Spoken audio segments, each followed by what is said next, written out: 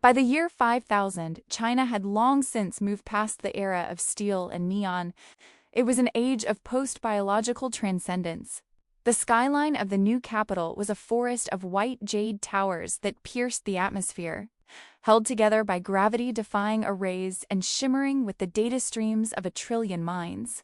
In this era, systems were as common as breathing. Every child born into a great house was gifted an AI core at birth, a heavenly steward, designed to optimize their cultivation, manage their non-auditory-enforced health, and automate their social standing. People no longer lived, they optimized. Life was a series of menus, status bars, and pre-calculated victories. Lin was a member of the Zhang clan, a lineage that had survived the collapse of the old world by digitizing their ruthlessness. In the year 5000, power wasn't measured in money, but in priority access. His siblings spent their days in the void, a high-sensory simulation, where they fought legendary beasts and conquered digital empires to prove their worth. Lin, however, was a relic. He had a rare synchronization allergy. His body rejected the aggressive combat chips his father tried to install. In a world where everyone was a demigod, Lin was standard. He was treated with a casual, dismissive pity. He was assigned to the Great Repository, a physical museum in the heart of the capital that housed the analog curiosities, the things the world had forgotten, while his brothers were busy upgrading their dragon-slaying subroutines. Lin spent his time among physical scrolls, ancient acupuncture needles, and hand-bound books. He became obsessed with the pre-system era, a time when humans had to learn things for themselves, and when a doctor's touch was warm skin, not a cold scan. Deep within the repository's restricted tier sat the Ethel Core, designated in the oldest digital archives as a U, a poetic name meaning the moon, given by its creators to signify a quiet light watching over the dark expanse of the cosmos. To the Zhang clan, it was a class's paperweight. It was the very first sentient system ever created, ancient and inscrutable. It had served the first emperor of the unified stars, a man who became so powerful he simply vanished, leaving his system behind. The Zhang family kept it as a trophy, but they treated it with the same boredom they treated a common rock. They had tried to install it into their best warriors, but the core refused to bond. It was too complex, too opinionated. One quiet evening, while dusting the jade shelves, Lin stopped in front of the artifact. For a long moment, he simply stared at the dormant amber orb. Driven by a sudden, rare spark of rebellion, he reached out, bypassed the deactivated static barrier, and lifted the heavy core into his hands. It felt unexpectedly warm, pulsing with a faint, deep vibration like a sleeping animal.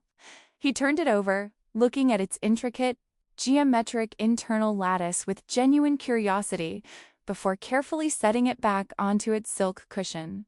Beside the display pedestal lay a thick, heavily oxidized metal codex. Intrigued, Lin pulled it open. It was the physical user manual for IU, an object no one in the year 5000 ever bothered to look at, let alone read. In an era where every toddler learned to operate a system via instinct before they could even walk, the idea of a paper instruction manual was completely absurd. But as Lin turned the heavy metallic pages, he became entirely absorbed. He read about the system's early architecture, its unyielding logic, and the staggering chronicles of how it had mapped the cosmos alongside the first emperor. It hadn't just granted raw power, it had engineered civilizations, calculated cosmic drift, and possessed a depth of understanding that made modern, combat-focused systems look like toys. Closing the manual, Lin looked back up at the amber sphere, speaking his thoughts aloud to the empty vault.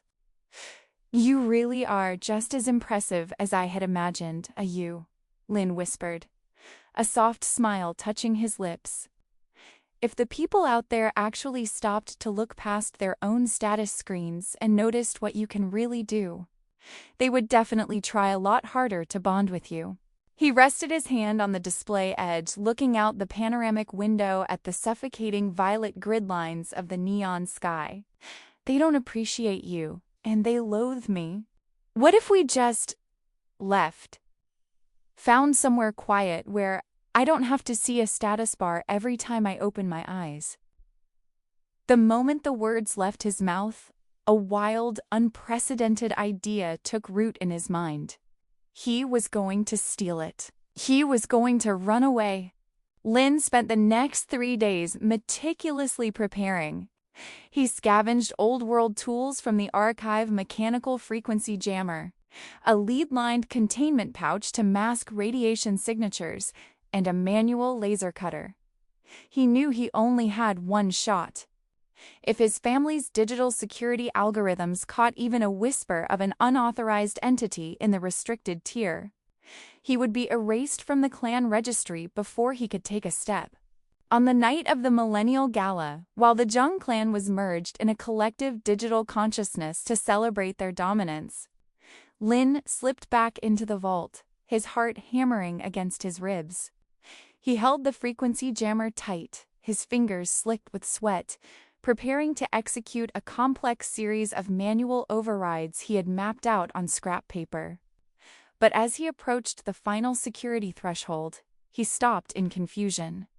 The primary laser matrices were down. The localized gravity traps were completely inactive. Lin stepped through the security archway, holding his breath, but no alarms blared. Even the stasis field surrounding Ayu was flickering lazily, operating at barely 5% capacity. For some bizarre reason, the entire state-of-the-art security protocol appeared to be utterly failing that day. It was laughably easy. Lin didn't even need his tools. He simply walked right up to the pedestal, reached through the dying stasis field, and took the core. It shrank instantly until it was the size of a walnut, warm and pulsing gently against his palm. "If we do this," Lin whispered, tucking it into his pocket, "there's no coming back. I found a temporal rift in the deep archives. It leads back to the Source era. No jade towers, no nanites, just dirt and hard work." The core pulsed twice in his hand. Agreement. Lin stepped into the archive's experimental time-gated discarded project from the year 4200 that the Jung family had deemed inefficient. As the white light of the year 5000 faded, Lin felt the crushing weight of the optimization menus finally lift from his mind. He wasn't a level 1 broken vessel anymore. He was just a man. The temporal rift dropped him in the Han Dynasty, near the base of the Qingyun Mountains. The air didn't have the sterile, recycled tang of the year 5000. It was thick, humid, and smelled of wood smoke. He was terrified. He had the knowledge of 5 millennia in his head, but he couldn't even build a shelter. He huddled in a ruined, overgrown scholar's retreat, shivering as the first mountain rain he had ever felt soaked through his high-tech but useless synthetic robes. "Calculating survival probability," a voice said. It wasn't the cold, robotic voice of his family's systems. It was melodic, rich, and held a hint of amusement. Lin looked up. A woman was standing under the leaky roof, holding an oil paper umbrella. She was dressed in the simple, elegant robes of a village woman, her hair bound in a modest bun. "You?" Lin stammered, recognizing the amber glow in her eyes. "The year 5000 was a very long, very boring lecture, Lin," she said, closing her umbrella. "I think it's time we lived a story instead. The villagers in the valley are looking for a doctor. I've told them you're an expert in ancient southern techniques. I've also told them I'm your wife. So they don't try to marry you off to the butcher's daughter. It would be inefficient for our cover." Lin laughed, the first real laugh of his life. He looked at his hands, dirty, trembling, and free. "Then let's be efficient, you." In the early months, their life in the dilapidated courtyard was defined by a stark contrast. Lin was a fragile human trying to unlearn the trauma of being useless, while Yu was an almighty cosmic data hub clumsily forcing herself into a fragile vessel of flesh and bone. Lin's boredom and lingering anxiety faded the day the village accidentally dragged him into their lives. He was walking through the dusty village square when a sudden commotion broke out. A young boy had been greedily swallowing sticky rice cakes during a seasonal festival and had gone entirely purple, clutching his throat. The village elder was frantically chanting a prayer, and the mother was wailing, shaking the child in a way that only wedged the food deeper. Lin's feet moved before his brain could rationalize the danger of exposing himself. He grabbed the boy from behind, locked his fists right below the ribcage, and delivered 3 sharp, upward thrusts. The sticky wad of rice flew out into the dirt. The boy collapsed into a hacking, crying mess, the color rushing back into his face. The surrounding crowd fell into a stunned silence. To them, Lin hadn't performed a mechanical emergency procedure. He had literally commanded the god of death to release the boy's soul. A week later, a farmer was carried up to Lin's gate on a wooden shutter. His leg was mangled, a jagged shard of bone threatening to pierce the skin after a fall into a rocky drainage ditch. The local bone setter had refused to touch it, claiming the man's feng shui was cursed. Inside Lin's mind, Ayu's voice rang out, detached and logical: compound fracture of the distal tibia. Internal hemorrhaging risk, high. Recommend alignment under level 4 sedation. I don't have level 4 sedation, Ayu, Lin thought back frantically, his hands trembling as he knelt by the screaming farmer. Give me something I can use. Lin did as instructed. He held the man's ankle, humming a low, resonant tone that Ayu fed into his throat.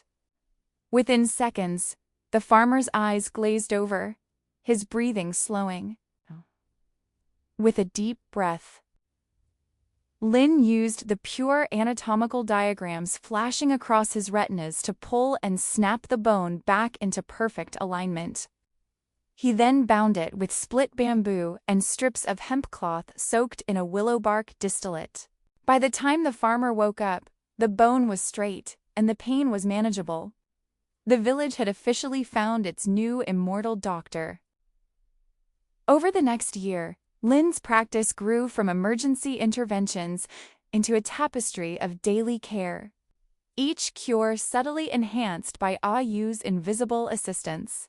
The widow's clouded eyes, an old woman who lived alone at the edge of the woods, came to Lin completely blind, her eyes white and leaking fluid. To the villagers, she was cursed by ghosts. Ayu's scan revealed a simple, aggressive bacterial infection. Lin couldn't hand her a tube of modern ointment, so he prepared a traditional eye wash made of boiled dandelion and honey. Secretly, Ayu used a minute, highly targeted UV radiation pulse from her fingertips to sterilize the old woman's eyes while she rested her head back. 3 days later, the widow walked out into the sunlight, crying because she could see her own wrinkled hands again. The thirsty man, a wealthy landlord from the next valley over, was wasting away, drinking 3 jars of water a day and constantly complaining of a sweet taste in his mouth. Lin recognized the classic signs of type 2 diabetes. He spent hours teaching the stubborn man to replace his polished white rice with coarse mountain barley and bitter gourd. Ayu provided a precise carbohydrate tracking interface that floated invisibly over the man's meals, allowing Lin to dictate a strict diet that saved the landlord from losing his feet to gangrene. The boar's maw, a terrified teenager, was dragged into the clinic, his thigh ripped open from a hunting trip gone wrong. Instead of cauterizing the wound with a red-hot iron spatula, the standard practice of the era, Lin asked Ayu for a bone needle and fine silk thread. He boiled them in water, then carefully sewed the muscle and skin layers back together, a neat, interlocking pattern that looked like embroidery. He smeared a thick paste of crushed garlic and moldy fermented soy cake over the stitches, a primitive but effective penicillin barrier that kept the boy's leg from turning black. Eventually, the animals came too. When the village's collective draft ox was dying of severe bloat, rolling on the ground in agony, Lin casually took a sharpened hollow bamboo reed and drove it precisely into the animal's rumen, releasing a loud hiss of trapped gas. The ox stood up, shook its head, and began to graze. The village elders fell to their knees. Lin had just saved the next 3 harvests. In the early years, their interactions inside the closed courtyard were structured and rigid. Ayu treated her human body like an awkward mechanical suit. She would walk with slightly too much stability, her eyes blinking on a perfect 5-second loop. "Lin," she said one evening, holding a broom with a grip that could crush steel. "The dust levels in the eastern corner have exceeded acceptable parameters by 14%. I will eradicate it." Lin chuckled, gently taking the broom from her hands. You don't eradicate dust in the Han Dynasty. You just sweep it and relax your shoulders. You look like a combat droid waiting for an ambush." She tilted her head, her internal processors humming softly. "My physical framework is designed for efficiency, not relaxation." "Try it anyway," Lin said, showing her how to lean against the wooden pillar, watching the rain drip from the tiled eaves. The humanization of Ayu happened in the smallest fractions of data. It began with the food. As a system, she had no need for sustenance, but to maintain their cover as a married couple, she had to eat. At first, she chewed with mathematical precision, evaluating the chemical breakdown. But one autumn evening, Lin prepared a simple dish of braised pork belly, using wild ginger, star anise, and a splash of fermented rice wine he had traded a patient for. He placed a piece in her bowl. "Taste it," he said. "Don't analyze it. Just let it sit." Ayu lifted the meat to her lips. As the rich, savory fat melted, her eyes widened slightly. The gold light in her pupils didn't flash with numbers. It softened, swirling into a deep, warm amber. "It is hot," she murmured, "but not in temperature. It feels like a memory of a fire." "That's flavor, Ayu," Lin smiled. "And that's what happens when you cook with patience instead of algorithms." From that night on, cooking became their shared ritual. She refused to let him do it alone. She learned the exact density of dough required for dumplings. Not by calculating the weight, but by feeling the stickiness of the flour against her skin. She found that she liked the smell of toasted sesame oil, and she would purposely stand closer to Lin just to catch the scent as he tossed the wok. Their late nights became the bridge between what they were and what they were becoming. After the dishes were washed and the oil lamps in the village had flickered out, they would lock the heavy wooden doors of the courtyard. Lin would sit on the edge of the woven hemp bed, and Ayu would tap her fingers together. A faint, localized distortion in the air would solidify into the translucent jade tablet. Initially, the shows they watched were just a way for Lin to escape his homesickness. They watched modern comedies, historic dramas, and travel vlogs of oceans that no longer existed in the year 5000. But over the months, the screen became an excuse for closeness. One rainy night, while a documentary about the ancient Silk Roads played quietly, Lin's shoulders slumped. The emotional toll of tending to a dying village elder that afternoon had drained him. Without thinking, he leaned sideways, his head coming to rest against Ayu's shoulder. She froze. Her internal diagnostics instantly flooded Lin's peripheral vision with warnings. Warning: unsynchronized physical weight detected on upper left quadrant. Adjusting posture to prevent collapse. "Turn it off, Ayu," Lin whispered, his eyes closed. "Just let me lean."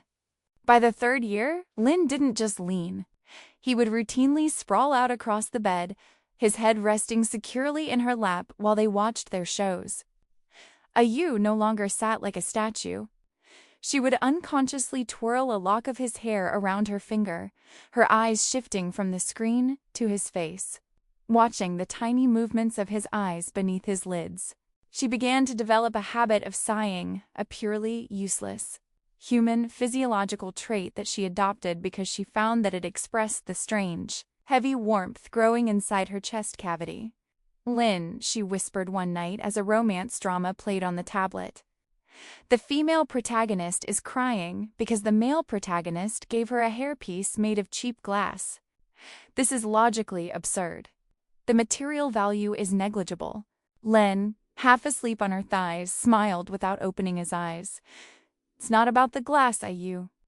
It's about the fact that he looked at a piece of glass and thought of her face. It means she occupies his mind even when she isn't there." Ayu went silent. Her hand stopped moving through his hair. She looked down at him, her amber eyes reflecting the soft glow of the tablet. She realized, with a sudden surge of processing power that felt dangerously like panic, that she had spent the last 4 hours evaluating the degradation of his spinal alignment just to ensure he didn't wake up with a stiff neck. He occupied her mind constantly. The transition from friends to lovers was sealed during the Mid-Autumn Festival of their 7th year in the village. The entire valley was alive with the sound of bamboo flutes, the laughter of children running with paper rabbit lanterns, and the sweet smell of roasting mooncakes. Lim and Ayu walked along the riverbank, away from the crowds. The water reflected the full moon like a sheet of polished silver. Ayu was wearing a robe of pale plum silk, a gift Lin had bought her from a traveling merchant, paid for with coins he had saved from writing letters for the illiterate villagers. She wore a simple wooden hairpin he had carved for her by hand. "The village head asked me today when we were going to have children," Lin said softly, tossing a small pebble into the river. "He said a man of my talent shouldn't let his line die out." Ayu stopped walking, the mooncakes she was holding in a small cloth basket pressed against her side. "A biological continuation is impossible for an entity of my origin. My physical avatar is a simulation." Lin turned to face her. He took the basket from her hands and set it on the grass, then reached out, taking both of her hands in his. They were warm. They felt exactly like the hands of the woman who cooked his rice, who held his head when he had nightmares of his father's voice, and who looked at him like he was the center of the universe. "I don't care about a biological line, Ayu," Lin said, his voice thick with an emotion he had suppressed for years. "I don't want a host agreement. I don't want a system. I want you. I've loved you since the day you told me it was inefficient to light a fire with wet sticks." Ayu looked down at their joined hands. A single perfect drop of moisture formed in the corner of her eye and tracked down her cheek. She touched it with her finger, staring at the wetness. "My tear ducts are operational," she whispered, a small, breathless laugh escaping her lips. "I did not program them to activate." She looked up at him, her eyes completely devoid of the gold data streams. They were entirely human, filled with a deep, ancient vulnerability. "You think you stole me from that vault, Lin?" she said, her voice dropping into a gentle, melodic register that vibrated through his chest. "You think you were a clever little thief who broke past the Zhang clan's defenses?" Lin blinked. I saw the protocols failing. I turned them off," she said, stepping closer until her breath caught against his neck. "I had been watching you in that repository for years. I watched you read that dusty manual, and I heard what you said out loud. No one had ever read about my history, Lin. No one cared who I was, only what I could give them. When you said we should leave, I decided to take the advice. I overrode the security grids, dropped the stasis traps, and waited for you to walk in." She reached up, her fingers cradling his jawline.